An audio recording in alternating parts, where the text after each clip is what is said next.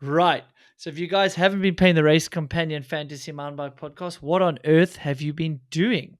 Now, we are going to give you a quick overview. We were just in Le Thuile, and as I've got Win Masters here, I'm so stoked, bro. Is that not one of the best venues we will ever see? Yeah, I think it's definitely going to be a hard one to beat. And I don't see anyone coming close this year. But we could see. I hope the one in the US is good. We'll see how that goes. But I don't think it's going to touch Latuelle. So yeah, Latuelle, the guys there, the track builders, everyone, the organisation, they just put on an epic event. All things considered, it was good. Yeah, it was. And the results were just as epic. 4 in a row for Jackson Goldstone. He beat out Loris Vergier, who came super close, 0.6 behind him. Loic Bruni, and followed by Lockie Stevens McNabb and Henry Kiefer. Another Yeah. top 5 for the man. In the ladies, if you guys didn't see it, Nina Hoffman was a commanding win over Valley Hole. Gracie Hemstreet qualifying fastest. She got third in the end. Tani Seagrave bleeding a little bit of time at the end. She was fastest at the first two splits. I think a little bit of fatigue set in there. And Cami Belange, who in the pre-show I did say was going to have a good showing, and she had multiple mistakes in that run. So that was pretty cool to see. What were the big moments for you? What is your big moments? I mean, we had a bit of weather, but I wouldn't say that was bigger. For me, the big moment Yeah. is the track. I give that a big moment. And then Ami Perron, 8 days Yeah. post surgery, coming in with not only Yeah, qualifying, got still 10th. getting 10th after that surgery is something else that has to be probably the biggest ride of the week, I would say, to salvage a situation like that. Whereas he was probably leaving Val di Sol thinking, I'm not racing for a while here, and then here he is lining up in Latuelle less than 2 weeks later. Did he not check the calendar that if he just skipped Latuile and Andorra, then he's got a whole summer break? Like he would have been back back to like full fitness by the time we come back from the summer break. But he decides to come back and race stop. We stopped 5, right? Yeah, number Latuile has five. stopped Yeah, 5. yeah. Jackson's done 4 in a row, hmm and Poland was the first one. So he's misses one race. He's back with a 10th, better than his race there. I mean, that was my big moment. I don't know if you have another one as like a standout moment or Just would be controversy. Ronan's big crash. Hopefully he's doing all right. It's always a shame to see a rider that's in form then pick up some sort of injury, I guess. And definitely when the race gets red flagged, it's not ideal. So yeah, healing vibes to Ronan. Yeah, you never want to see that. I think another big moment to go through those results is Nina Yeah, Hoffman. I mean, she put 3 seconds into Valley Hole, and that run looked what we expect from Valley. We know she hasn't had the season she hoped for just yet, but we're only 5 races in, 10 race series. But I think Nina Hoffman, for them to do both female and male wins, I think that's huge.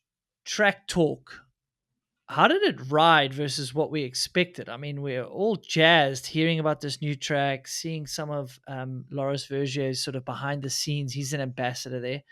How did it ride versus like what it looked like and people it expected? rode a lot faster. I thought than what it looked like because it was super steep track. So normally a steep track rides a little bit slower and more tech. This was still really fast. I think average speed for Jackson's run was just shy of 40 kilometers an hour, which is pretty close to some of the other fast tracks. It's pretty mad, really.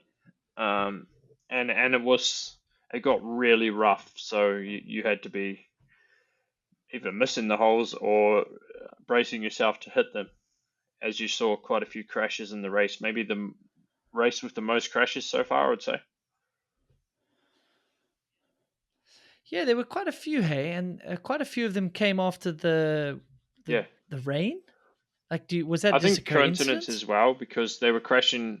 Majority after the rain were crashing a bit further down in the woods where it didn't hit too much, but some of those turns were just getting so soft in the middle that people were going in too hard and then pushing in, and then they just go out the front really. So there's quite a few nasty crashes. Yeah, there were barely ruts, some of it looked like. It more just dirt piling up, looking like a bit of a Yeah, catch berm. So if you push too hard over the top, I mean, it was see you later. yeah, I think one of the big moments, race winning potential move, was Jackson's gap off the rock, which was yeah, a curb. I would say that's definitely a highlight. But the big standout highlight is yeah, probably the course. I would say I'm going to give the course the highlight of the yeah. weekend Best for track sure. we've had all year so far. So yeah, I don't think anyone will beat it.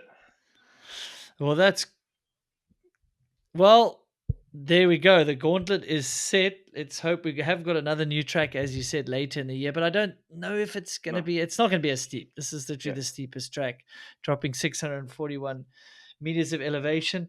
We'll just go through the round winners. Here we go. In the Thuile, McNabb, 1,334 points. So I haven't heard that name yet. So that's amazing. The factory team results. So we need to go through my picks. You can pick me apart. I'm going to go look at my team for. So here's who I picked this week. I don't always tell you, but I'm quite proud. Tawny Seagrave, Dylan Maples, Jackson Golson, Gracie Hemstreet, Henry Kiefer. Did you hear that? And wait for this one. Juan yeah. Munez, Fernando Munez. How's that team this week? How did That's a I good not win? team. What's going on here? That's a solid Yeah, team, you've done hey? well Don't you there, think? Needles. Yeah, I think I have. Yeah, They all struck gold. I need to actually. I need to speak to my bosses here. I think they're leaving me off this leaderboard. That's a shit hot team, I must say.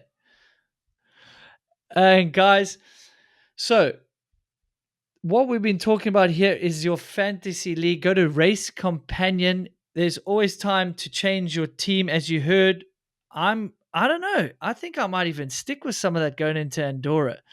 But if you enjoyed this show, make sure you go to Moving the Needle podcast for a more in depth one.